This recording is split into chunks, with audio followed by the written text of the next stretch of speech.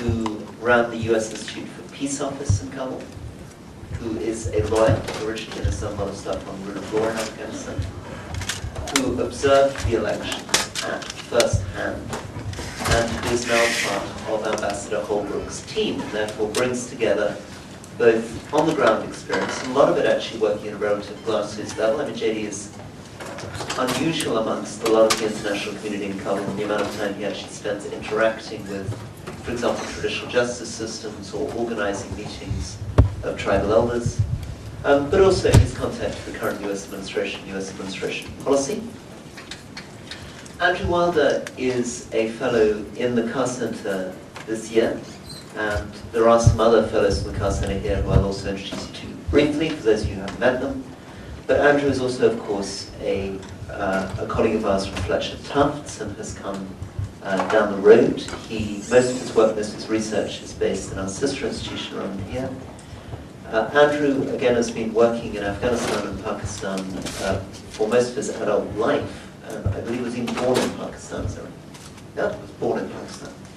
And ran the Afghan Research Evaluation Unit in Kabul, which is a very large, very substantial organization with, I think, 50 international and 50 Afghan staff. The largest organization for research based in the capital, and has been thinking about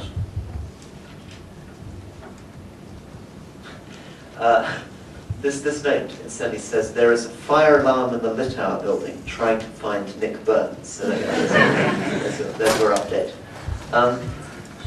Has been working on the subject of elections in Afghanistan and governance in Afghanistan really since the Bonn process, and has thought a lot about local government and commissioned and led reports of the Afghan Research Evaluation Unit looking at those subjects. So from the perspective of the international community in Kabul, a great deal of knowledge here on the panel with us, and quite a lot of knowledge also in the audience. I'm not going to embarrass individuals, but we have Professor from Fletcher Tufts here, we have another director of the Afghan Research Evaluation Unit, we have the policy director from Oxfam, Afghanistan, and various others sitting here, the head of Mercy Corps from Afghanistan, all in the audience, as well as US servicemen who've served in Afghanistan, and civilians who've worked in Afghanistan in various capacities, and a number of Afghans I'm also delighted to see, including a colleague of ours from Harvard Law School who's very kindly come along. So quite a broad group, so we're very much hoping this is more of a conversation than purely a lecture, but I'm going to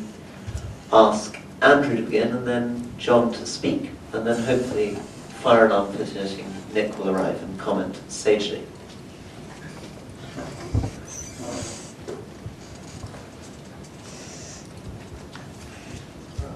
Thank you very much, Rory. I should hasten to add, I no longer view myself as an Afghan specialist. I did work on that quite a bit on the 2004-2005 elections, and done quite a bit of work subsequently on looking at subnational administration issues.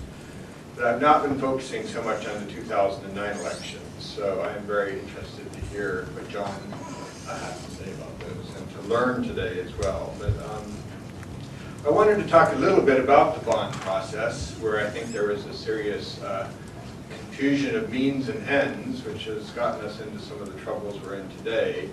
I also want to talk a bit about why Afghans voted, or why they vote in these elections. I want to talk a little about perceptions of democracy. And then if there's time, just to go through maybe some recommendations for future elections, as the title of the talk is about what comes next. And of course, that's something none of us know anything about practically. This is, I think, a very unpredictable situation. But I think I can make some recommendations regarding elections. I wanted to start off by giving a short quote from Louis Dupree, the renowned Afghan scholar, who more than 45 years ago, writing about the Walisi Jirga, or parliamentary elections for 1965, offered, I think, a useful cautionary note about formulaic approaches with unrealistic timeframes to achieving what he called instant democracy. He basically said, take dry constitution, combine with fluid elections and stir, and voila, instant democracy, without the agony of generations of development. And I think that actually kind of nicely, for me, summarizes the Bonn process. which was a very ambitious process with lots of different deliverables, starting with the establishment of the Afghanistan Interim Authority. Then we had the Emergency Loya Jirga in 2002, which established the Afghanistan Transitional Administration. Then there was the Constitutional Loya Jirga in 2003-2004, which led to the ratification of a new constitution. We had the presidential elections in 2004. We then had the parliamentary and provincial council elections in 2005. And we basically, quite efficiently, with some notable exceptions, were able to check these deliverables of the Bonn Agreement. And I think there's quite a bit of self-satisfaction about how successfully we're working our way through the Bonn Agreement. But I think very often, it seems to me that we started again viewing these deliverables as the objectives of Bonn or the ends of Bonn, forgetting that these were means to an overall objective. The overall objective was to end the tragic conflict in Afghanistan and promote national reconciliation, lasting peace, stability, and respect for human rights in the country. So if you start looking at what the objective of Bonn was and where we are today, I think it's been quite a resounding failure. But if you focus on the deliverables, for quite a while I think there was a perception that we were achieving more than we actually were. And I think that was specifically true of elections, where it's quite easy for the international electoral support system to really focus on the logistics of delivering elections. And we're actually pretty good at it.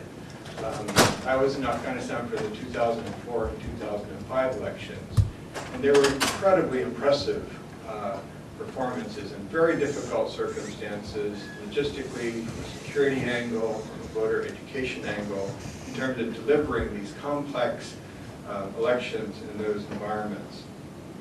But I do think a lot more time went into figuring out the logistics of those elections than to really thinking through to what extent do these elections actually contribute to the objectives of the Bonn Agreement in terms of promoting peace and stability. Because as we know, lessons from elsewhere is that elections in post-conflict environments very often contribute to instability, not stability. So it's always a bit of a puzzle to me as to why we were so gung-ho on the elections process when it was not clear at all how these were actually going to contribute to the objective of Bonn of stability.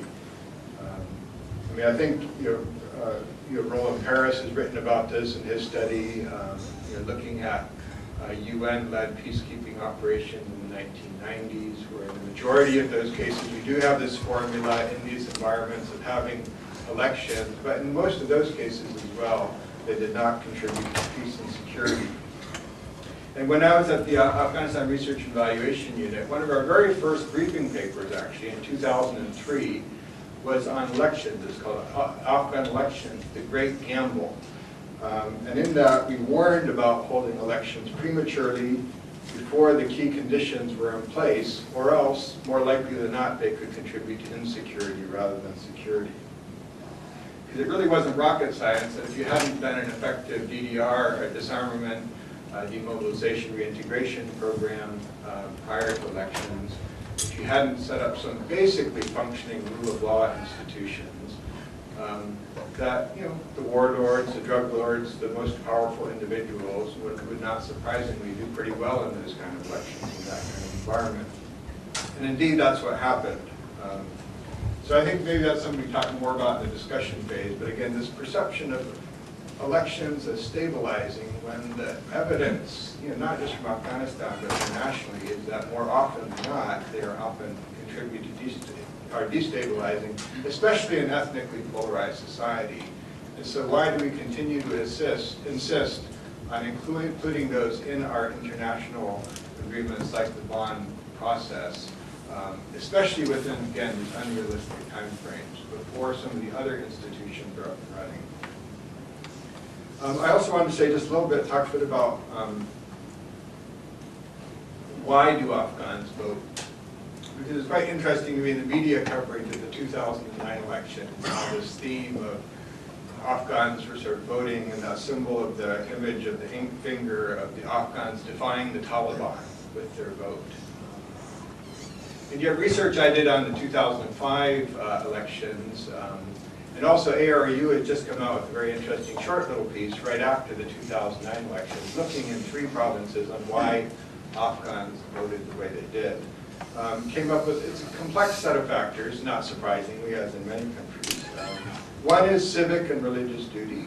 There was a sense that this is something we should do, and this was expressed mostly by younger urban voters, that this is something they should do. Often, if some of these also, in some cases, their Islamic duty to do that. There's also motivation, material incentives for some, and I think this got quite a bit of coverage in the last election. I mean, Maliks and various power brokers were paid money to mobilize votes and buy voter cards, and so the extent of it we don't know, but certainly for some that was a motivating factor. Social pressures for some. I think especially in some rural areas where your local Malik or commander or whatever is basically telling you to go vote for someone, it's sometimes quite prudent to follow their advice and go vote for who they want you to vote for. So there can be considerable social pressures in some contexts to vote. Another one which is interesting is the desire to show your community's strength. And in Afghanistan, we don't really know what the population is. We don't have census data. And yet there's quite a bit of politics about getting provinces or getting districts formed, because if you get district status, you can get additional resources. And so there is a desire to show, get out the vote in some of your communities to show that you're a powerful village, or you have a lot of population in your district, therefore you should get more resources. It's also important for some minority groups, and I think this is where the Hazara population in Afghanistan has been particularly effective in mobilizing at the time of elections to show the strength of the Hazara vote, and then to try to turn that into resources from the government in some shape or form. But the final thing which I wanted to focus mostly on, which I think for me is the most important determinant of voter behavior, is what Afghans refer as khidmat, for service. And this can mean sort of more noble service, to one's country, but in general, it generally means people want their candidate to basically provide services to them. It's basically patronage, voting for someone in exchange for that person then delivering services, jobs, infrastructure in your community. And this factor, I think, is what also contributes to the phenomenon of voting for the winner. And why waste your vote on a potential losing candidate, even if you don't like the candidate. This isn't dissimilar. I actually did my PhD research on Pakistani elections, and it was a very similar factor there in the Punjab, that the #1 determinant of voter behavior was the perception of who's going to win. Don't waste your vote on the loser. So I think that was for me, I think one of the most important determinants of why people voted in these elections. And it led to some unlikely votes. I think in this election, there were reports of quite a few of the Hazaras voting for Karzai because he had promised the Hazara leader, Muhakkik, that he would create some additional provinces and districts and offer cabinet positions. And so they felt if Karzai gets elected, he'll have to deliver on some of these promises. The ARU report also showed in the town north of Kabul called Istalif, which is primarily Tajik, who you would expect to vote for Abdullah in the election, that many of the tribal elders there were encouraging younger voters to actually vote for Karzai so that they could turn that into votes, leverage after the elections in terms of we voted for you, give us something in return. However, they did observe that dynamic changed. When it was clear that Karzai was the out-and-out front runner, that was quite a strong perception. As it got closer to election day and Abdullah was gaining momentum, that seemed to die down a bit. But again, this idea of voting for patronage. In 2005, there was an interesting study done in 12 provinces of the country, which found that virtually no respondent associated the National Assembly with a legislative body or mentioned any lawmaking capacity. Most Afghans held the belief that a primary function of the National Assembly would be to communicate local or provincial problems to the national government, and the representative would serve as the spokesman for the province to direct government resources back to the home constituency. So again, no one perceives the National Assembly as a legislative body. It's very much an source of patronage. This also affects who people vote for. And this came out in several of the interviews I was doing in 2005, which is, the nicest, best educated candidate might not actually be the most effective in terms of getting the patronage. I mean, in some ways, the thug is better than, at wielding power and influence and delivering some of that. So in Herat, one of the people I interviewed says, people vote for people who have money because they will be useful and helpful and more influential. But most rich people are rich illegally, like drug smugglers and commanders. Even some ministers are warlords and supporting local candidates, but the government doesn't want to remove them. People assume warlords will win and go to parliament, so they might as well vote for them in order to get some benefits. So I think that whole patronage thing does have a very major influence on voting behavior. But this expectation of patronage, I think, is also a very dangerous basis on which to base legitimacy. And I think you see this again in Pakistan as well, that incumbency can easily become a disadvantage, because in a resource-poor country like Afghanistan, there's rarely enough patronage to keep the majority happy. And so I think it'll be quite interesting come next the 2010 parliamentary elections to see how many parliamentarians are actually able to retain their seats, because there's a lot of disgruntled voters who were promised roads and clinics and schools and jobs and whatnot, and their representatives have failed to deliver. Finally, let me just say a few things about perceptions of democracy. I think this is important, especially in terms of how it's linked up with the whole idea of elections.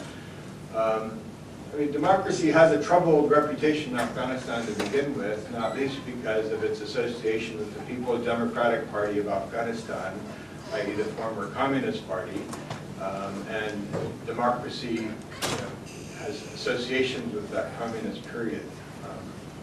But perhaps more disturbingly is that it's increasingly, I think, being associated with anarchy. And I think the current results of the last round of elections and what people have seen in terms of governance in the last several years is creating more of this perception. Certainly in the interviews we're doing now, that democracy is basically contributing to anarchy. I was in Paktia earlier this year, and some of the elders there were saying, now we have democracy. People do whatever they want. They loot, steal, and only think about themselves. Was how they define democracy. Another former Mujahideen commander said, people in government think that wearing jeans and drinking wine equals democracy. The idea of associating Western influences. In the AREU report, it said, in the rural parts, they quoted someone saying from Mazar-e Sharif, in the rural parts of the country, the people are sensitive to the word democracy. And for them, this word means any unlimited freedom. Now the word democracy is also a kind of joke between young people. If they violate any law or do something wrong, they use this term and say, okay, it doesn't matter, this is democracy. Among the youth in the cities, the word democracy means having a good life and watching television. So I think, not necessarily, how we want democracy to be perceived, but I think that that's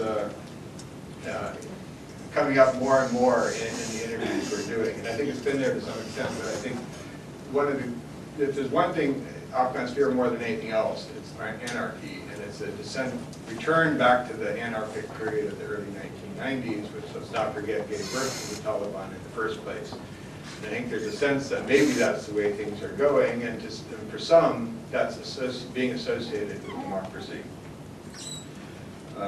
So I think actually on that really positive note, I'll end it, my contribution, turn it over to John, and then afterwards, if there's time, I'll talk a bit more about maybe some recommendations for future elections. Thanks. Just on? Yes. Thanks very much for that, and I'm very happy to be here. I haven't been to the Kennedy School in about 14 years, and the last time I was here was actually sitting in this room taking the law school admission test. And so I don't have the fondest memories of this place. I'm happy to be back here today talking about something that causes me less stress, which is Afghan elections and the current political situation than that. And I think Andrew is being modest when he says he's no longer an Afghan specialist. I mean, I can think of very few people outside of Afghanistan who I would consider to be a true expert on what's happening in Afghanistan. And so despite the fact that he may no longer be living there, I think that he certainly, as he just did, can provide some very useful historical context to things. And I think we'll have some great insights into some of the questions that we get into later on the current situation in Afghanistan. But as Rory mentioned, I've been living there for the last few years and just returned about a week and a half ago to Washington. And I'm heading back to Kabul next week, and we'll be joining Ambassador Holbrooke's office at some point this fall. But having been there recently, I can just go through for a few minutes and try to give you a sense of actually what really happened on election day, but also in the lead up to elections over the last few months and indeed over the last year or so. And then give you a sense of what might happen now. And when I say now, I mean in the immediate term, in the next few coming days, weeks, maybe months. And then perhaps if we have time, get into some recommendations. But I'll try to keep it short so that we can leave as much time for discussion as possible. This is obviously a very timely discussion to be having. As everyone has said, since 2001, this is the crucial year for Afghanistan. It's been said each year, time and again. We've been fighting 8 one-year battles up until now. But I actually think that this time, to say that this is a critical turning point in Afghanistan's current history actually rings true. And that's partly because of the change in administration here, where the United States government, I think, is giving another chance to try to get things right in Afghanistan. And it also happens to coincide, obviously, with the election season in Afghanistan. And so I think that we are at a critical moment right now. And the McChrystal report that was released at the end of August that everyone's debating right now, I think touches on a lot of the key issues. And I'm happy to go into some of that during the Q&A session as well, as simply some of the election-specific questions. But in terms of the election itself, I mean, what really happened? There was a voter registration process over the last year that was coordinated by UNDP in coordination with the Independent Election Commission of Afghanistan that tried to go out and update the voter rolls so that anyone who met the minimum requirements to vote, meaning the minimum voting age, had Afghan citizenship, was present in the country, etc., could actually go out on polling day and cast their vote.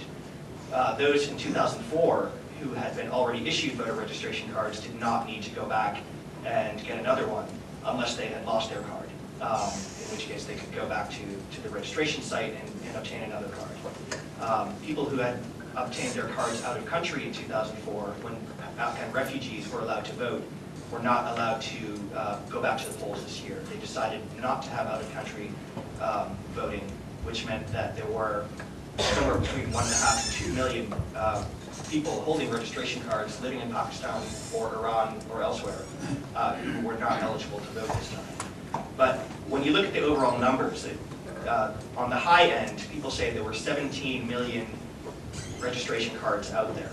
But that includes those out of country that I just mentioned who wouldn't be allowed to vote. And it's alleged that a number of people actually claimed to have lost their card and didn't. So they went out and obtained another card and therefore had 2 rather than 1. And so when you're trying to determine actual turnout on election day, of how many eligible voters went to the polls, it's very difficult to come up with an accurate number because estimates of number of eligible voters in the country range from anywhere around 12.5 million up to 17 million voters. And with 5.5 million votes cast, or 5.6 million votes cast on election day, that means a swing of a turnout somewhere in the low 30% to somewhere around 45%. So that's quite a wide band in terms of what the turnout was on August 20th. But beside that, it was much lower than in 2004. In 2004, the elections, as Andrew said, were widely deemed to be credible and successful. I mean, there were some incidents of fraud here and there. There was questions about the indelible ink that people were supposed to use when they went to vote so that they wouldn't go back to another polling station and vote again, rubbing off. But by and large, the international community applauded the effort, and I think everyone said that the 2004 presidential elections in Afghanistan were a huge success, and voter turnout was about 70%.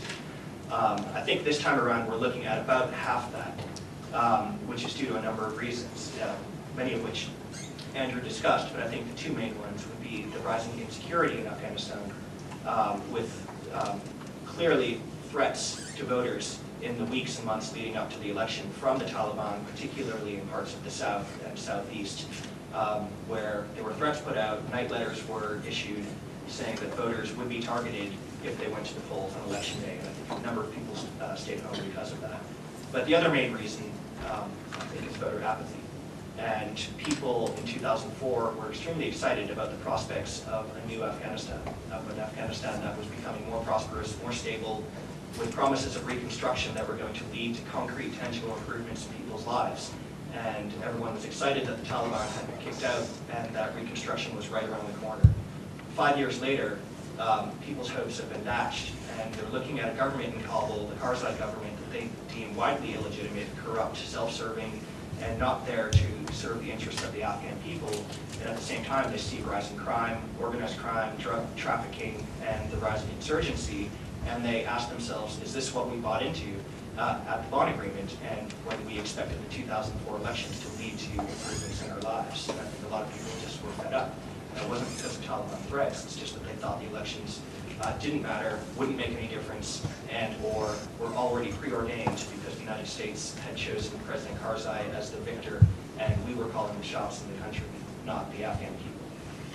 I asked Afghans whom I worked with, well-educated, literate Afghans living in the capital, who they voted for, and they all laughed and said we didn't go to the polls. They said it would have been a waste of time. They took it as a holiday on August 20th and stayed home with their families, rather than spending an hour or two to walk down to the polling station and cast their ballot. So I think that sends a strong signal as to people's attitudes toward the democratic experiment in the country. Now, of those 5.5 or 5.6 million ballots that were cast on election day, a number of those clearly have been alleged to be fraudulent. And the numbers of fraudulent ballots, it remains unknown. So far, there have been about 200,000 ballots that have been excluded from the overall count. Estimates are that between 5 and 1.1 million ballots are probably likely to be or should be excluded. And the European Union Observer Mission just a few days ago said up to 1.5 million could be excluded. And that's approaching almost 1/3 of the ballots out there, which would lead to some serious questions about the legitimacy and credibility of this process overall. Right now, with 100% of the polling stations having announced the results, the Independent Election Commission, the IEC, claims that President Karzai has received 54.6% of the vote, and the number 2 candidate, the former Foreign Minister Abdullah, has about 27.8%. If this was the final result, then there would be no second round because President Karzai got the majority that he would need to preclude that from happening. But again, there are processes that need to be worked out as to the number of ballots that are going to be excluded. And aside from the IEC, the Independent Election Commission, there's a separate body called the Electoral Complaints Commission that consists of 3 international members and 2 Afghans who are going through and looking at the vast number of complaints about irregularities on polling day and deciding which of these need to be investigated further and which ones will be deemed material to the outcome of the election, or if they were to be allowed to stand, and then they're going to decide which of those ballots they're going to ultimately exclude. So it still remains to be seen how many ballots are going to be allowed of those 500,000 to 1 million, 1.5 at the top level to be counted in the overall balloting. Now, there's the international community does not really know and does not have a unified approach on how to approach this right now, on what to do about the crisis that's brewing. Because President Karzai, by all accounts, seems to be digging in his heels and saying he's won.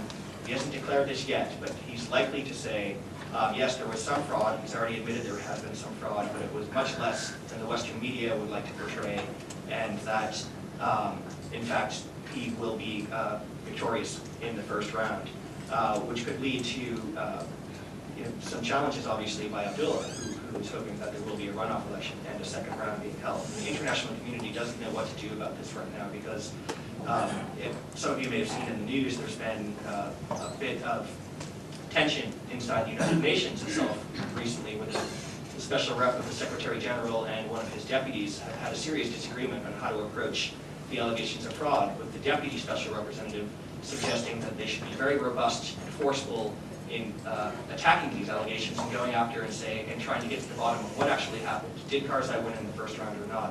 Whereas the special representative, Norwegian named Kai Ida, is saying let's step back a bit and try to be a bit more pragmatic in our approach, and suggesting that if there is a runoff, Karzai is likely to win anyway. It's just going to delay things for a few more months, cost a lot more money. Let's perhaps look into the irregularities, but not make too much of them, and try to move on and work with Karzai and get on with governing the country rather than focusing all of our attention on the electoral process. What's going to happen right now, I think in the next few days and weeks, we have to wait for the Electoral Complaints Commission to finish its job. They're going through the ballots, and they're ultimately going to decide, and I think they have more credibility than any other institution in Afghanistan to determine which ballots should be allowed to stand in the current election and which not. So it remains to be seen how many ballots will be tossed out, but the different scenarios that exist would be President Karzai is determined to be the winner in round one. There could be a runoff election sometime in the next few weeks, but it would have to be in the next few weeks because the weather is going to change and get such that they won't be able to hold polling stations open in much of the country because the winter sets in. So if they don't do it in the next few weeks, probably by the end of October at the latest, then we're not going to have a runoff likely until sometime in the spring at the earliest. And then there are other people who've been talking about political compromises being worked out, where President Karzai and Abdullah come up with some arrangement where Abdullah is brought into the cabinet in some position, where other more pro-Western type of figures are brought into the cabinet to try to balance the power that President Karzai might have if he's re-elected, and try to strip some of the power away from him. And then finally, others have even suggested that we scrap the whole thing, that the exercise was so fraudulent and that the election and that the turnout was so low that whoever wins is not going to have any clear mandate from the Afghan people anyway, and that the governing situation in the country is so fraught with problems that we should start over and convene a Loya Jirga and bring everyone back to Kabul and start from square one and perhaps institute a parliamentary system of governance rather than the presidential system that currently exists. There are pros and cons to each of those things, I think. Some people are worried that what we saw in Iran a couple of months ago, their election problems might repeat themselves in Afghanistan if President Karzai wins in the first round with a very slim margin, and former Foreign Minister Abdullah and his followers dispute that and take to the streets, like people in Iran did, protesting that could lead to violence and could lead to an even more serious crisis in Afghanistan. And some have suggested that what happened in Iran would pale in comparison to what might happen in Afghanistan, where everyone owns a Kalashnikov and where tensions are running quite high. I think that's probably exaggerated, but it's been suggested that may be the case. What Iran didn't have that Afghanistan has are institutions of governing the elections, like the IEC and ECC. So I think that plays well into Afghanistan's favor. Rather than go on and talk about recommendations, maybe I'll stop there so that we can have an open discussion, take some questions and answers, and we'll turn it back over to Rory.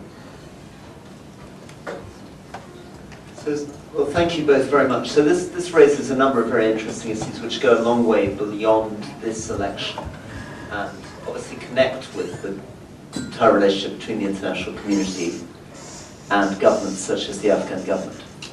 So we have a situation broadly outlined by Andrew and John where an election happened whose catastrophes or downsides were largely predictable. In other words, nobody would have been very surprised 18 months ago to hear that the election was going to be corrupt or that Karzai was going to win. Following on from that, of course, one of the questions posed then is why was the international community so bad at reacting to what was at least a highly probable situation? Why, when finally confronted with a fortunate election which Karzai won, did we seem to go into a flat tailspin and have almost no idea how to respond to that situation? Then, as John said, the question of the options. come and join us. Professor Burns has been at the faculty steering group meeting, which indeed I should have been at too, so he's a better citizen than me and has a good excuse. He covered for me. So Nick, just to bring you up to date. We've had John and we've had Andrew talk about the elections, and we'd love a couple of minutes from you, just to update you on where the debate is so far and see what you have to say, and then we'll open it up. Essentially, there seem to be three options going forward. Number one is that you acknowledge the election as it is. It's a fraudulent election, potentially, or at least in parts. There were bits that didn't work so well, but you simply acknowledge it. You say Karzai's in. And what are the potential drawbacks? Well, the drawbacks for Karzai are that his administration then seems illegitimate, that he's won unfairly. The drawbacks for the international community are that the international community looks weak. Second option, we go for some kind of interim administration where we just say, forget the whole thing, we're going to fire Karzai, we're going to bring in some new government, there are going to be no elections at all. Drawbacks, well again, what would be the legitimacy of that new administration and how would the international community look in that situation, presumably like a sort of frustrated colonial power. Third option, we go for a runoff. But again, if we go for a runoff, might not the same thing happen again? Presumably the international media, the Afghan people are going to be looking even more closely at the process. They'll see even more corruption in the process, and Karzai may well get in again. Posing the longer-term problem, which is that if, as McChrystal says in his report, the fundamental and necessary ingredient in success for the international community in Afghanistan is good Afghan government, we're about to have 5 years of government by the same person. Government presumably poisoned by the fact that we've now made a lot of rude comments about him following the election, and we're going to have to work with him for the next 5 years. How's all this going to pan out? And over to Nick on this.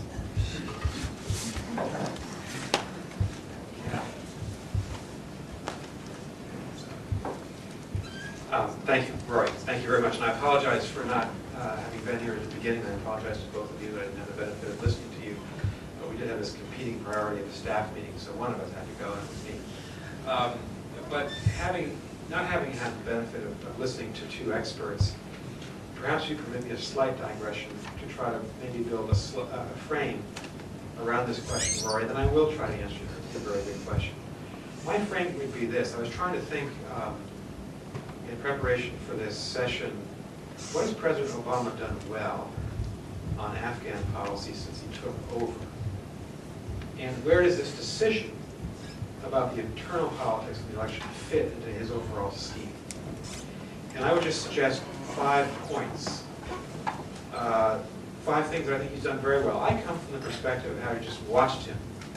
I was part of the last administration and had a role in Afghan policy, and I admire, frankly, what President Obama has done to move the policy forward.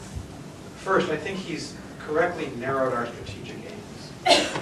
He's been very careful to say repeatedly, even on Letterman last night, when did you all watch President Obama on David Letterman's important appearance?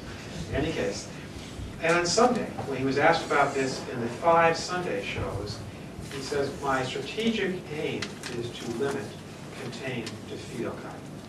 That is a very different formulation of his strategic aims, objectives, than President George W. Bush had. George W. Bush started with that in 2001, but then it morphed into democracy and stability and rebuilding society. So point 1 is, I think there's been a necessary course correction and strategy, and he seems to be holding to it, he, Obama. Not everybody in the administration is, but the president is. Point 2, I think he has appointed the best possible on-site military commander.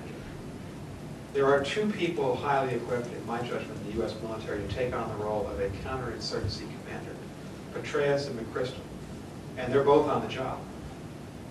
Petraeus is the overall regional strategic commander, McChrystal is the NATO, the United States and NATO commander. Point 3, we have correctly, under President Obama, rededicated ourselves to counterinsurgency. We had gotten away from that. I think the problem that we had, we, the international community, in the last several years, between, say, 2005 and 2008, is that we had the military component, especially in the last few years, but we didn't have the civilian component. We didn't hook them up. We didn't connect them. When the British or the Dutch or the American military were able to achieve a tactical military gain, the UN wasn't behind them to deliver, and the NGOs and USAID to deliver the quickly needed assistance on the ground. And I think at least there's now a dedication to a true counterinsurgency strategy. Point 4. I think despite all the bad news coming out of Pakistan, the Obama administration has been able to stabilize our relationship with them through the tripling of economic aid and through the pursuit of a more aggressive Pakistani military strategy against the Taliban and against Al-Qaeda and other groups inside of Pakistan. And point 5, it's been the AFPAC, the moniker AFPAC, that joins the two that hadn't really been theoretically and theologically joined in the Bush administration. Here in the person of an operator named Dick Holbrooke, who in my mind is one of the very finest diplomats that we Americans have. And I think him joining the issue in his person, in the way that he's now able to marshal resources in Washington, makes a difference. I wanted to say that. I think it might help to inform the question, what do we do now? What are the challenges now? I've been astounded, very surprised by the surprising lack of political will in the US Congress over the last 5 to 6 weeks. When Rory and I broke for the summer, the domestic political, when we left here in the first week of June, the domestic political situation in the United States was just light years from what it is now.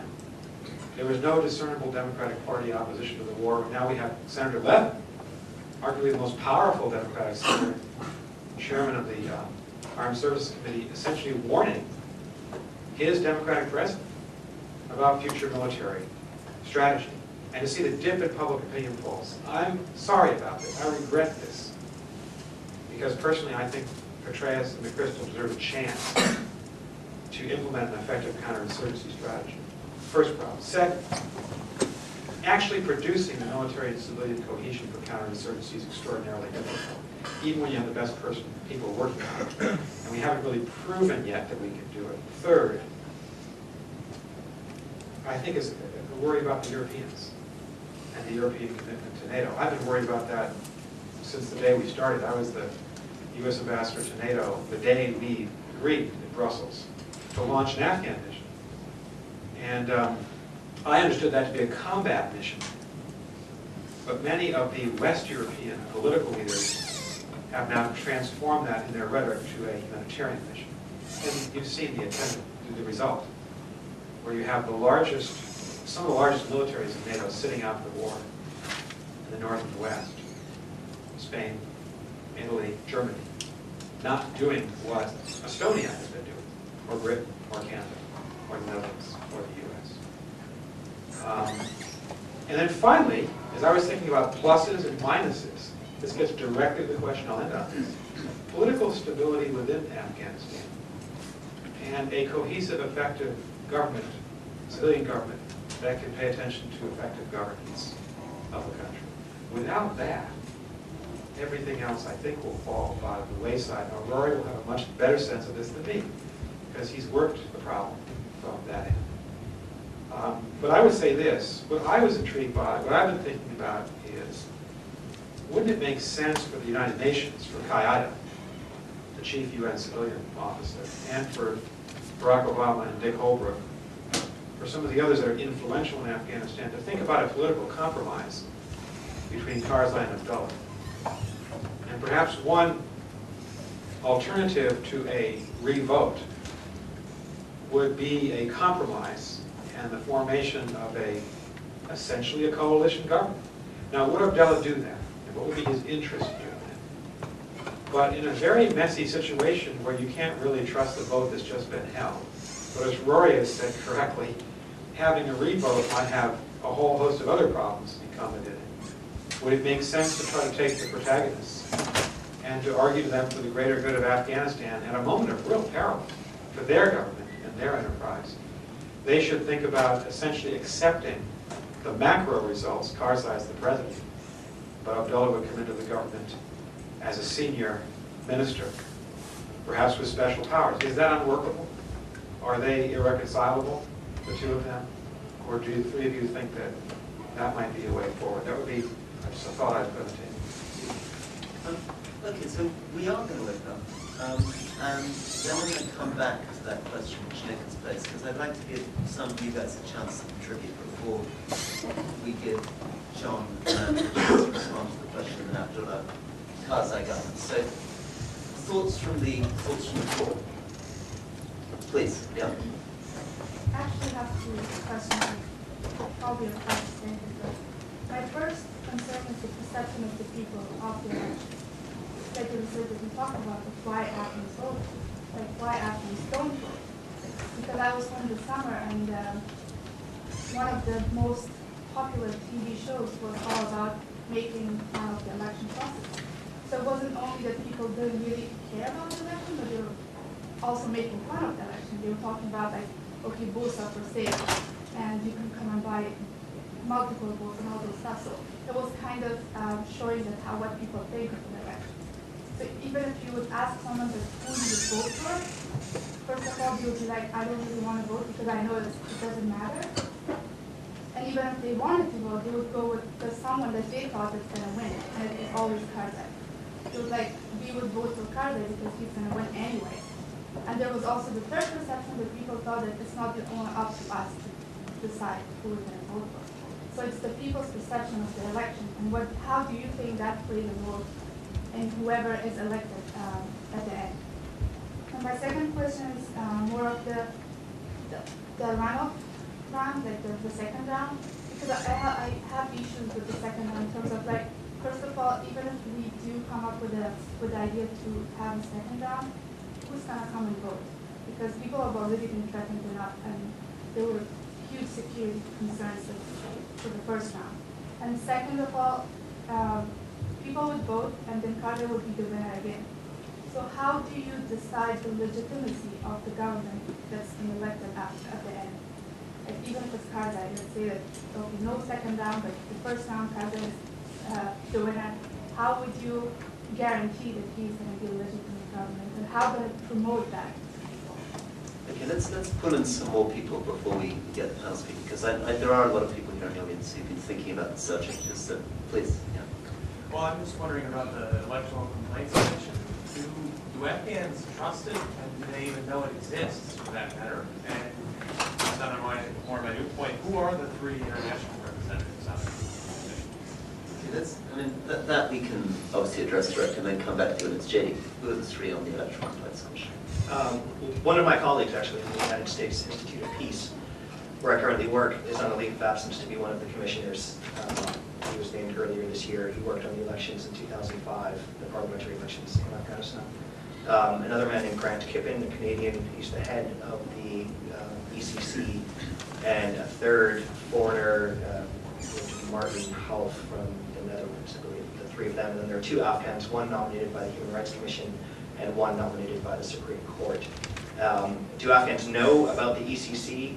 They've had some public messaging and awareness coming out. It was a bit late in the electoral process, as were most things, preparing for the elections, but the message did get out, and they did get some 2,700 or 2,800 complaints, about 760 or 70 of which were deemed serious. So I think that people know that it exists, and it's in the news every day in Afghanistan that the results of the election have not yet been officially announced because the ECC is still going through these complaints. So I think everyone's waiting for the ECC to resolve this out. We're just going to bring in Professor Chase quickly. I would like to ask John Dempsey whether what he thinks of the UNAMA decision of a light footprint, Afghanize the election, when the one thing the UN knows how to do is to conduct elections, and in fact there was a great deal of international effort. And then I would like to ask Rory whether how he sees a possibility with a corrupt government of a coin strategy.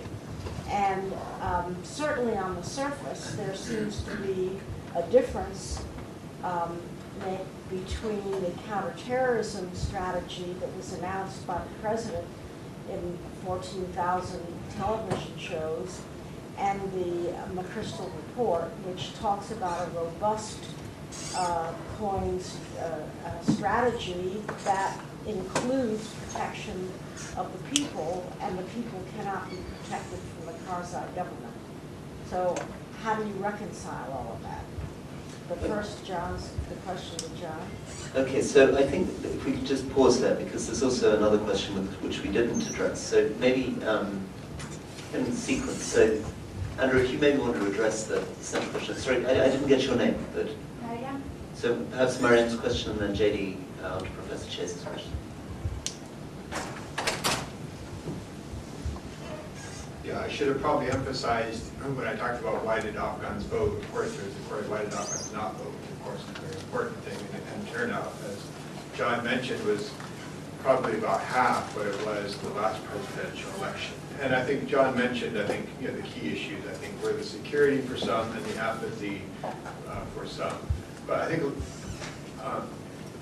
those also, the apathy issue, I think, is a particularly urban phenomenon. I mean, I think you have it throughout, but the dynamics of elections in urban areas, even in 2005 parliamentary elections, voter turnout in urban areas was considerably less than in rural areas. And in rural areas, you get more of the social pressures to go out and vote, often unrelated to what you think about the Karzai government or the candidates.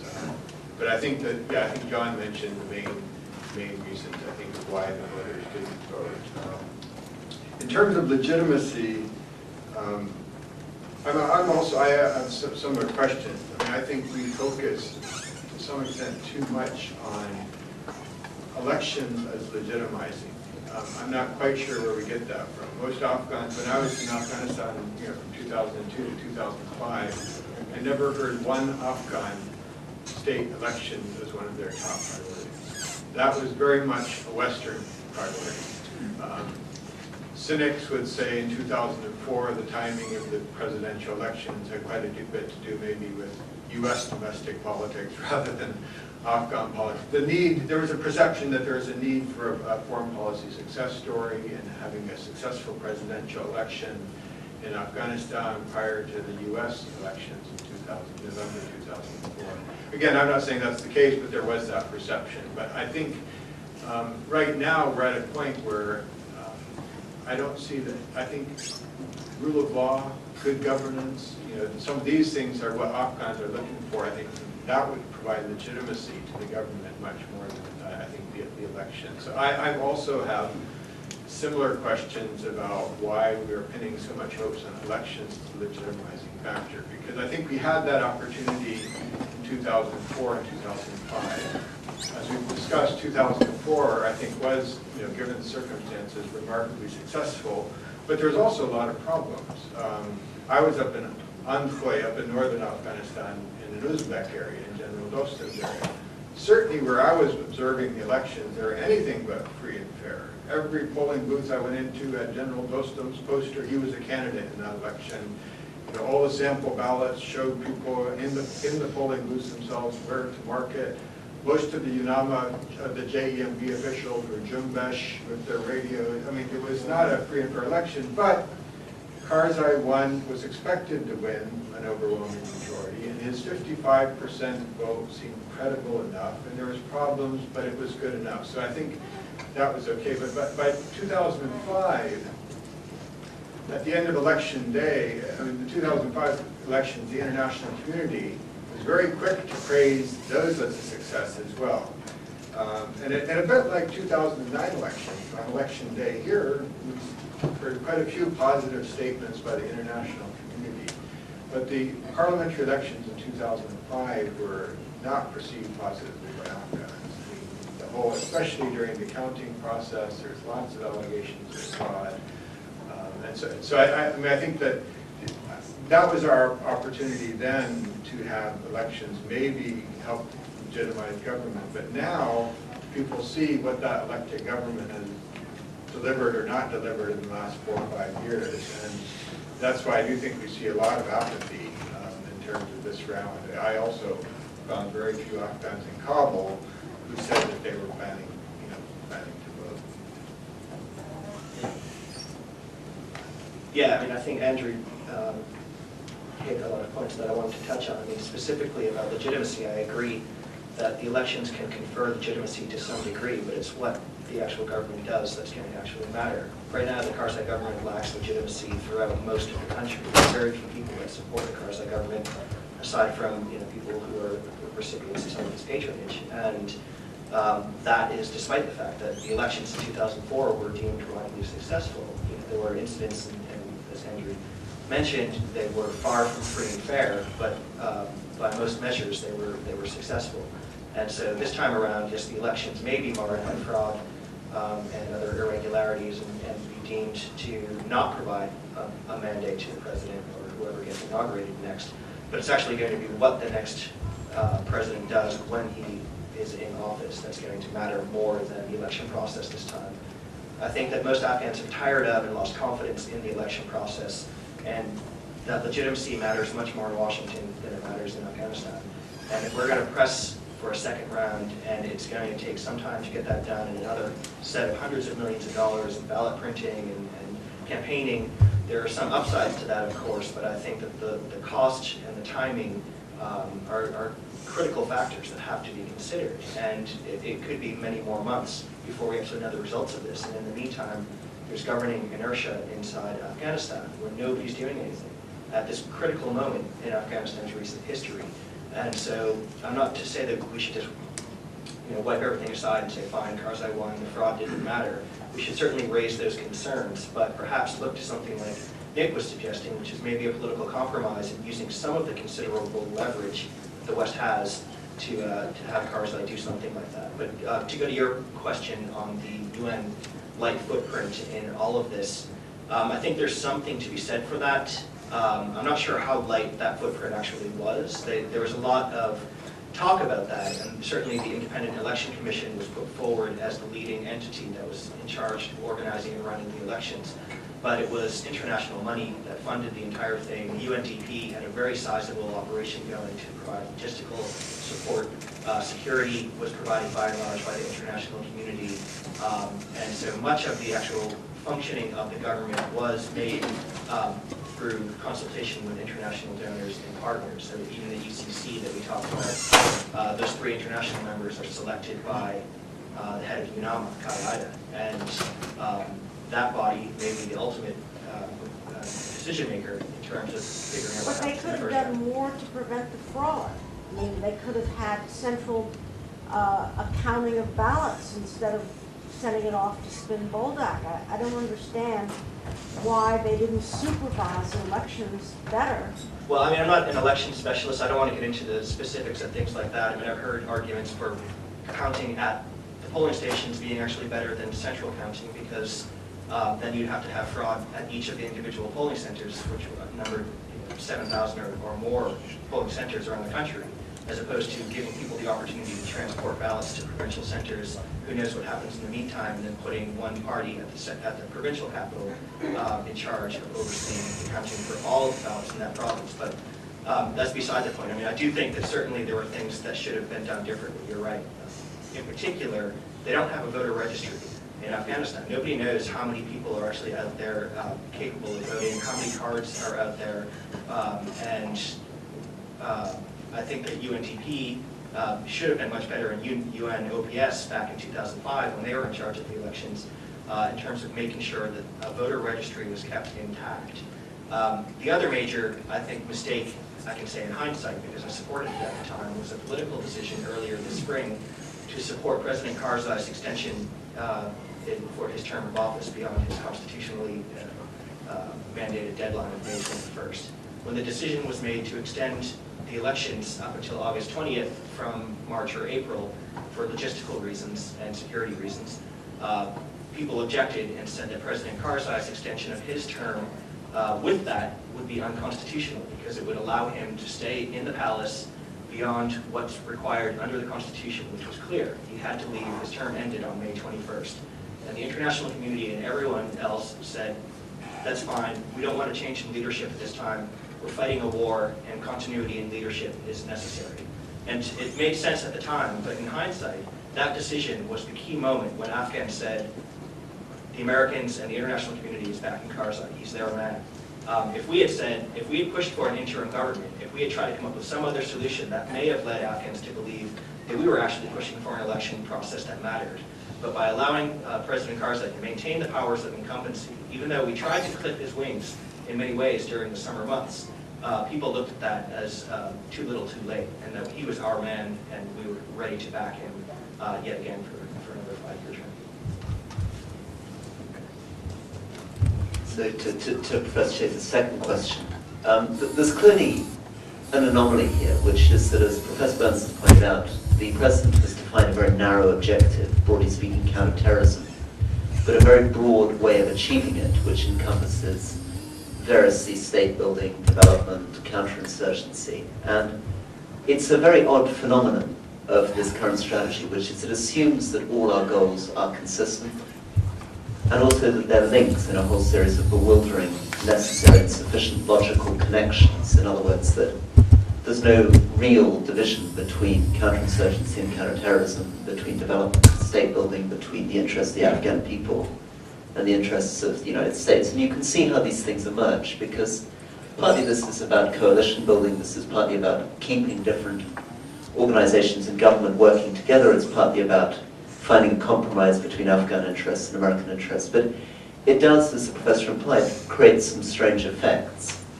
Rhetorically, it means that we get an idea going that you can't do counterterrorism unless you do a whole series of other things first, that terrorists flourish where there's poverty, so you need development. Terrorists flourish where there's Taliban, so you need counterinsurgency.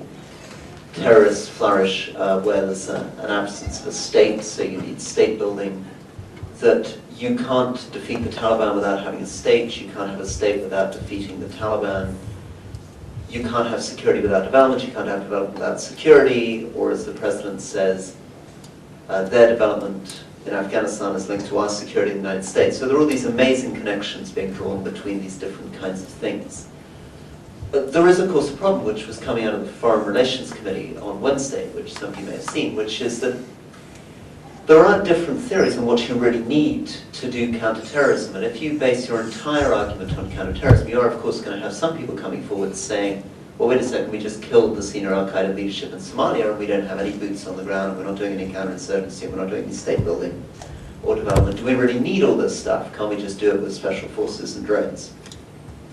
That then poses another problem for the counterinsurgency theorists. So John Nagel was sitting there at the Foreign Relations Committee on Wednesday. He's saying we need 600,000 trained counterinsurgents on the ground. And the reason why they need to be on the ground initially, he suggests, is in order to do the counterterrorism. And Steve Biddle, for example, suggests that you can't kill terrorists unless you have the whole infrastructure of a state in place. And when pressed by a senator, he said that's for 3 reasons. And number one, you wouldn't be able to gather the intelligence to do counterterrorism operations unless you controlled the state and defeated the Taliban. Number 2, he suggested it wouldn't be possible to actually resupply your bases. And number 3, he suggested that you couldn't even fly predators because the Taliban would somehow get an air force which would shoot the predators out of the sky. At that point, things get a bit improbable. So then the counterinsurgency specialists propose another theory, which is that really the whole thing isn't actually about counterterrorism at all, it's about the stability of Pakistan. The reason we're doing counterinsurgency in Afghanistan is in order to help the stability of Pakistan. And then another great gap emerges, which is the gap with the humanitarian community or the development community, who basically believe that what they're doing in Afghanistan is helping Afghans, and that the kinds of programs that they're pursuing with health or education are not primarily there to serve US national security priorities, either in terms of counterterrorism or even in terms of regional stability in Pakistan. And I suppose the challenge for the President in backing what is going to be an increasingly costly campaign is going to be keeping all these logical connections together, continuing to convince people that all these things are necessarily linked and that there's no other way of pursuing these objectives. And finally, just to give it back to Nick, I was very struck that the President seems to have boxed himself in. I mean, I think he's done something. I mean, you've talked about his 5 smart decisions, but I thought what he did on Sunday and yesterday was slightly strange. I mean, he said that he's remaining skeptical about whether to send more troops, but he's allowed his commanding general on the ground to produce a report saying, I need 40,000 more troops. I would have thought it is politically inconceivable now for the president to disagree with his commanding general on the ground. So for him to say that he's skeptical at this moment runs the risk of him looking weak, encouraging certain parts of the Democratic community that don't want troop increases, and leading up to an inevitable disappointment. And that if he was going to allow the general to produce that report at all and to make that request, he should have come out firmly in favor. So I'd like to hear you maybe address that. Well, I'm just watching from the sidelines, like everybody else here, so I'm just trying to interpret what's happening in Washington, not having any inside information. I think the way I saw President Obama last evening and again on Sunday was I think he's trying to play for time. They did not want this report to come out. It came out, unfortunately for them, for the Obama administration. I don't believe he's ready to make, it sounded last night when he was on David Letterman. It's a comedy show, basically, but it was a very serious discussion with this on that show. And Obama went into it in some detail and said, I'm not. He said every time, the way he put it was this, he said every time one of our soldiers is killed, I have to write a letter to their parents. He said, I take that responsibility very seriously. I'm not ready to decide if we do need an additional number of troops. And I'm going to be very skeptical, and I'm going to ask a lot of questions. And I think I read that as buying time to try to digest whatever recommendations do come in from the military. And then to try to sort out a way that whatever we decide to do can be limited, perhaps in time or in mission. That's what I'm assuming is going on. Presumably he can't actually not send the troops. I think your last point is correct. It's an interesting dynamic that's emerged since the end of the Cold War between the civilians and the military. If you go through Bosnia, Kosovo, Afghanistan, Iraq, it is almost impossible for a civilian leader to limit a military commander on the ground. There's a perception in our country, maybe this is a correct or incorrect reading of Vietnam, that civilian leaders tied the hands of the military. People like Colin Powell, when he came along in the first Gulf War, said that can't happen again. If there's a political decision that the military should be present in a conflict, you have to let us succeed. We'll determine success. And that's essentially been the arrangement between civil and military leaders in our country. I guess I did it back to the Gulf War, to Colin Powell. And it's gone through several permutations, so I agree with Professor Stewart that ultimately, if the military is going to say volubly, we need more troops, it'll be almost impossible for the president to turn them down. The question will be, how does he limit them? And do we agree, as some of the European countries are now saying, Sarkozy and Merkel have both said this, should we begin to put an end state in place? Should we talk about exit strategies? Should we talk about framing the involvement, limiting it in a way that we haven't before? I tend to think that would be a great mistake. That might take away from whatever effect Petraeus and McChrystal are trying to put in place in their counterinsurgency strategy. So it's a very difficult moment for President Obama. I agree with Professor Stewart. Thank you. Back to the elections. Comments from the floor. Please. Yeah. Well, first of all, thanks to Andrew and John. I must admit that it's one of the rarest discussions that I've attended where I find the information really truly presented in this written content. And thanks to both of you. And coming back to the election, two of the possibilities that we have, I don't see them really practical. Runoff, I don't see as if people are going back to vote. There's been present before the election, and after that, some of the people that paid the price for voting also, their fingers has been cut, and even in some of the provinces, I believe there was a Afghan, one of the person, his foot here and his nose was cut. So we have so many incidents like that, finger were cut, all those problems. And besides that, I don't think that people would leave to vote for the second time, beside all the debates. I don't see that possible. And secondly, the political compromise. If Abdullah is going to accept a senior minister position, well, I would say, no, of course he would not agree to that. And the reason that I have for that, because one of the other senior ministers that we had in the last cabinet was Amin al-Salah, that he had a very, very difficult time with President Karzai at the end. He himself was running the election. Amin al-Salah was also one of the candidates, while he was the senior minister. constitution that you just talked about. So I don't see that possible. My question is, what solution you have for Afghanistan at the moment, having enormous experience of the country? And secondly, the troops, more troops sending to Afghanistan, will it really solve the problem? That's a great question. I just want to see if we can get a couple more, and maybe and please, yeah. I actually have a slightly different question. I want to ask the panelists what they think of the Taliban's perspective on the elections. How are they sitting on the sidelines viewing the developments?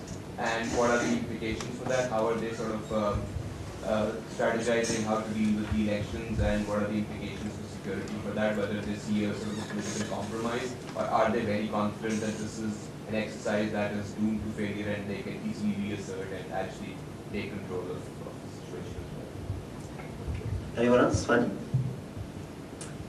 Yeah. Cool. Thanks, Rory. My question is really about the election, possible compromise, but also compromise plus. Because one of there's a question about whether these elections can provide, at this point, any kind of legitimacy. We know that there's questions about the performance of the current and previous government, and so can they ever be considered legitimate? Is there, I'd like to hear the panelists' view on this, is there any scope for a grand bargain, something that is in the direction of a large compromise, but not just with the two main rivals, but something that, let's say, maybe even opens up the electoral system, because we've known since 2001, 2002, that the political system, the electoral system, perhaps wasn't the best for a country like Afghanistan, the powerful executive, the method of voting, all this. Is this a moment when that could be opened up and there could be larger discussions, or would that potentially be destabilizing? Also, this idea about the Loya Jirga, the constitutional provision is there. Who would activate that, and what kind of legitimacy would there be for that? Here we go. Yeah, I've also think the runoff idea is not realistic. Primarily, I think it would be nice if we could, but I'm not sure how a runoff would be any better. If we have to hold a runoff in 3 or 4 weeks or 1 or 2 months, what's going to change in terms of our ability to ensure a freer and fairer election? One idea also, I also think that just Abdullah joining as a senior minister, I don't quite see how that's a sufficient incentive. I think we do need a grander bargain there. But one idea I'm wondering, and I've not fully thought it through, but would be to have some kind of coalition government of some sort for a 1-year period.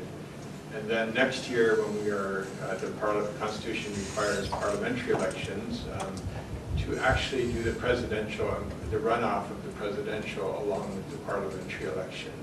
That would have the benefit of big cost saving, because running the election jointly would be a tremendous savings there. It would also potentially buy us a realistic amount of time to do it better. And I think it's equally important that the parliamentary elections in 2010 be much better than what we had in 2005.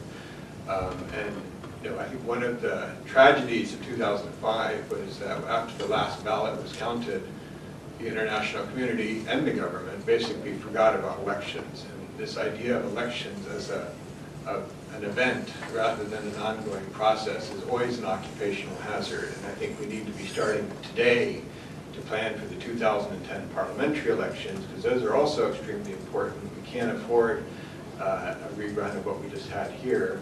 But is there a possibility of an interim arrangement for a longer period with the promise of an election next summer? I thought maybe that might be something to play with. It would also have the big advantage of getting what was originally anticipated in the Constitution of presidential and parliamentary elections on the same cycle, so that they could be held at the same time. And the anomaly of the presidential being held in 2004 and parliamentary in 2005, that was not meant to happen.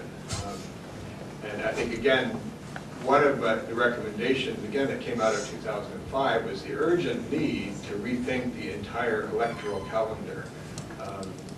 It's highly unrealistic. The Constitution requires presidential and parliamentary elections every 5 years, provincial council elections every 4 years, of district and village council elections every 3 years. We now have municipality elections, also, of course, just in urban areas every 3 years. I did a rough calculation that over the next 25 years, the Independent Election Commission has to organize 33 elections. That is fiscally not sustainable. I mean, the 2004-2005 elections cost more than Afghanistan's entire domestic revenue in fiscal year 2004-2005. But it's also politically a disaster. And we all know this, but there's just an inability to really, it seems to move forward. So I guess my idea there would be, can we buy a one-year process to try to think this through? And I think this is my problem with the grand strategy now, is we don't have time to build a political constituency to support that in the short term. We need a longer time frame to do it. And the only other thing, I just wanted to come back to one Professor Che's comment on the whole coin issue, because I personally feel that, if we had a coin strategy in 2002, 2003, 2004, that was when we needed it. I personally now feel it's too late, because for a coin to be successful, one, you need some semblance of an effective government. I don't see any strategy out there that gives any indication of how we're going to turn the current government into an effective government. Many of the people now entrenched in government are actually benefiting tremendously from the status quo. What are the incentives for them to deliver good governance? And what powers do we have to somehow, what we haven't been able to do in 8 years, is get President Karzai on board to support a reform agenda, appoint good governors, appoint good chiefs of police, do all that kind of nice stuff which we want, we all recognize important. And a strategy, for example, of our PRTs is to extend the reach of the central government. Well, that is not, to me, an effective strategy with the government we have now. And I don't see how COIN is going to get a handle on that governance piece. And then the second key piece is on this idea of rapidly expanding police and ANA numbers. We now have, I can't get a firm handle on it because it's a fluid, it's a tricky figure. How many, in the last 8 years, how many ANA troops do we have? I think it's around 90 have been trained, but actually, how many of those have gone AWOL and we don't really know. It's hard to get that figure. What we do know is that Helmand today, I think we have 600 or 700 of those 90,000 troops where we need them. So we're creating an army that 8 years down the road, we can't really use where we need them. And then the police is a much bigger disaster. And the police are still, after all the billions now invested, we finally got serious about police reform in 2005, 2006, and have invested a lot. But the perception of the police has not really improved, and they're again perceived as part of the security problem rather than part of the solution. And the idea of doubling police numbers as something that's going to contribute to improved security, I don't quite understand that when, again, most Afghans view them as part of the problem. So I think the government's viewed as part of the problem, the police are viewed as part of the problem, and the army don't want to go to where the battle is. So how we can have an effective point strategy now moving forward, and I'd be interested in other people's views on that. Thank you. There are a lot of questions raised in there. I'll just try to touch on a couple of them briefly. I agree a runoff right now is probably not the way that we want to be focusing our efforts for things that I cited before in terms of the cost, in terms of having to delay decisions on these things even further. I think it would be great if they could have another election next year to coincide with the parliamentary elections, as Andrew suggested. I just don't know how we would get President Karzai to agree to that if he is deemed to have won the election in the first round this time around. Why would he agree to go through that again? If the Electoral Complaints Commission comes out and throws out the ballots and says he has less than 50%, and Karzai is willing to accept that, then perhaps that we can use some leverage to convince him, for cost reasons and otherwise, form an interim government until next summer or whenever the parliamentary elections are held, and we can go through it then. In terms of a political compromise, I mean, you cited Amin Arsala as an example of why Abdullah would not agree to this, because Arsallah was the senior minister under Karzai, and he really didn't have much influence or power in the cabinet. I think if they were to reach some compromise with Abdullah, it would have to provide some guarantees that he actually has real authority to take decisions and to move Afghanistan in the direction that he sees, rather than simply being a figurehead like Arsallah was. Somebody asked about the Taliban reaction to the elections. I think it's interesting, Mullah Omar put out a statement on Saturday saying that these elections were entirely fraudulent and corrupt, and as he could have predicted. And I think that's a pretty bad sign when you have a leader of the Taliban coming out and telling you don't know how to run your own elections, and that they could have done better. Then there was the simple question of, well, what's the solution? And do we need more troops? And I think Rory's touched on this a bit already. Very broadly in 2 minutes or less, I think the solution is going to have to be, once the election murkiness has cleared up, and hopefully that's sooner than later, and there is a new administration in there, that the Obama administration begins to use the leverage that it has, that the Bush administration really never did use. I think the Bush administration essentially gave Karzai a free pass for most of the time he was in office. That started to change a bit in the last year of the Bush administration, but I think that given the billions of dollars in aid that we provide to Afghanistan, I do think we have considerable leverage that we can put, and pressure we can put on the Karzai government to change the way it behaves. And some people say, well, Karzai recognizes that we need him as much, if not more, than he needs us.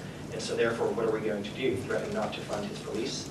Or threaten it, which is even part of our grander counterinsurgency strategy than simply supporting and propping up the government in Kabul.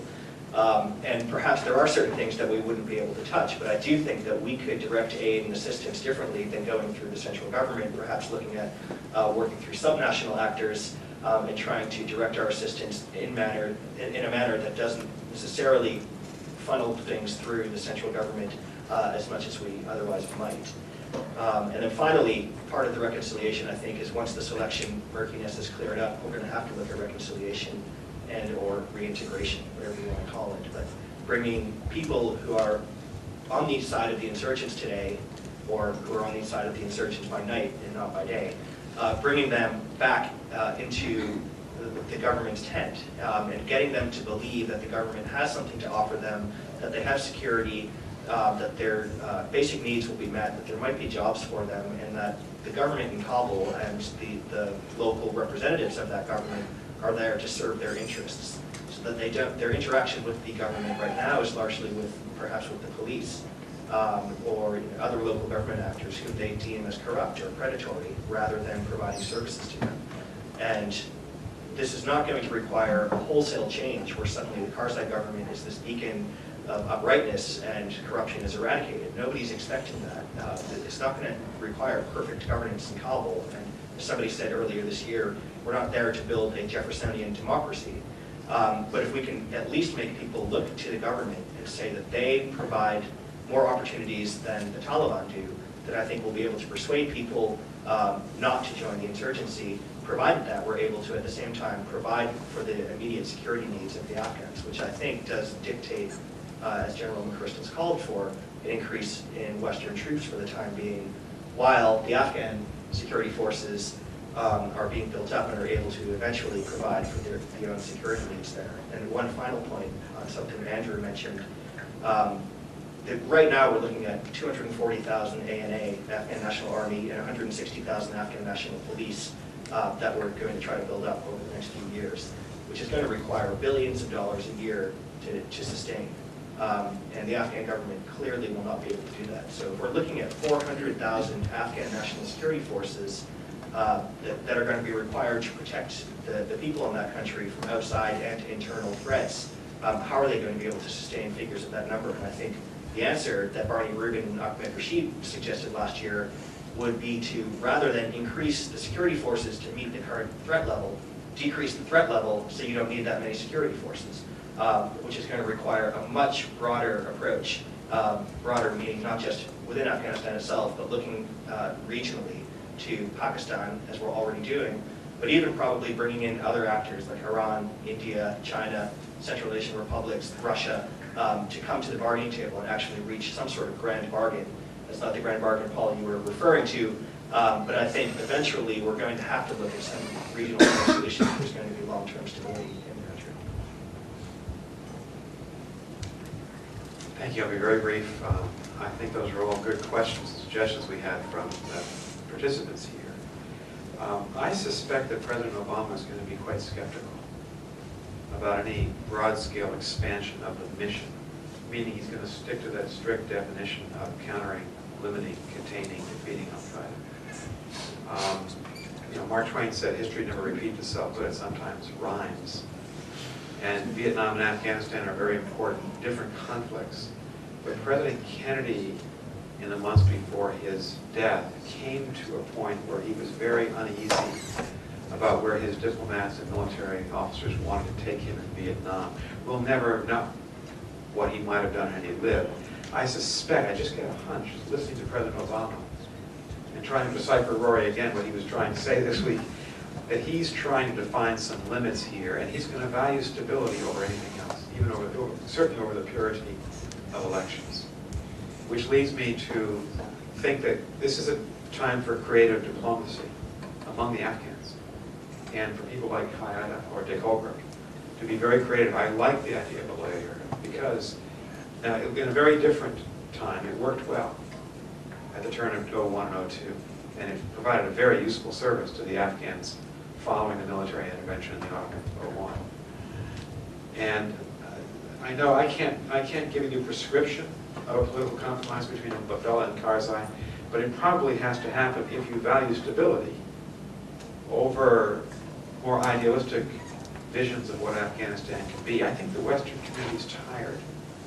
It's been 8 years. The French, the Germans, the British, and the Americans, I think, are tired. And they might begin to look for more compromise solutions and less grandiose ones. And I would finally just say, I think, what are the Taliban thinking? They must be encouraged, delighted, frankly, and unfortunately.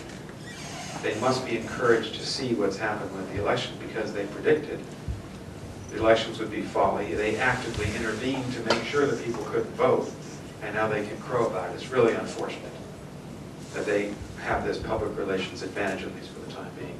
Final point on counterinsurgency. I am not a counterinsurgency expert. However, I'd say this. I do believe the surge in Iraq worked. It worked for our interests. And it worked with us having to deal with 3 governments, if you will, in Iraq, none of which were terribly effective. And so I don't discount the possibility that counterinsurgency could be effective. And as we've said in this panel, I don't think President Obama is going to have an alternative but to try it now, the next year or 2. And let us hope it can succeed.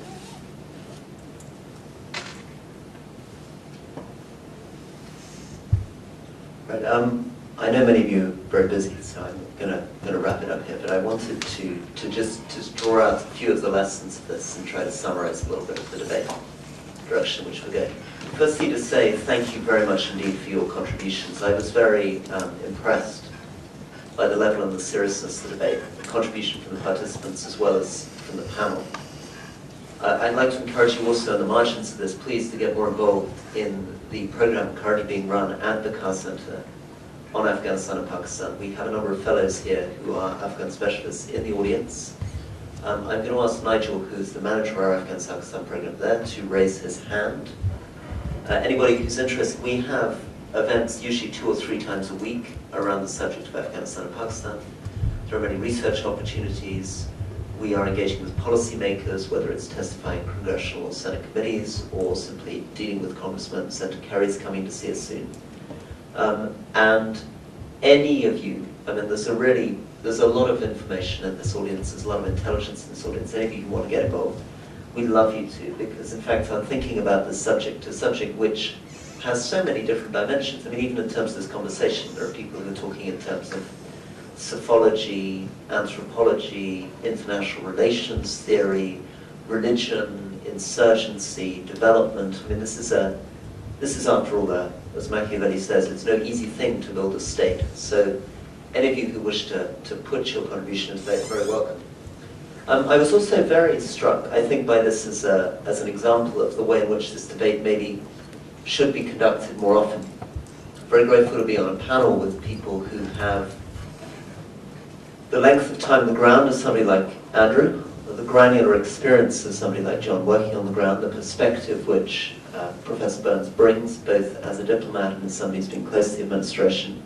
And I think the qualities that come out of that struck me are firstly their ability, their articulate ability to find the telling detail, whether it is pointing to the fact that we're going to have 33 elections in 25 years and that the last election costs more than the entire annual budget of government, ability to frame the anecdote, to find that man in Pacquiao who says democracy is about genes and alcohol, and in doing that reveals something about the nature of it. Or the way in which people are using empathy, right? The way in which Professor Burns is able to try to use his empathy and understanding the administration to guess what the president is thinking or going through, or the way that John is putting himself into the mindset of somebody like Ambassador Holbrooke. And finally, I think the concrete proposals, the fact that all of this data, all of this anecdote, all of this empathy is driving us towards people talking about dates, talking about figures, talking about election calendars, talking about the Constitution, talking about various solutions, which I think take us a long way beyond the ground level of theory, where we started, the big questions of counterterrorism and counterinsurgency, towards actually what exists on the ground, what might be done with the raw materials at our disposal. So I think a great example of Harvard at its best. Thank you very much indeed for coming along, and we hope to see much more of you in our other events throughout this semester and the next. Thanks, and good night.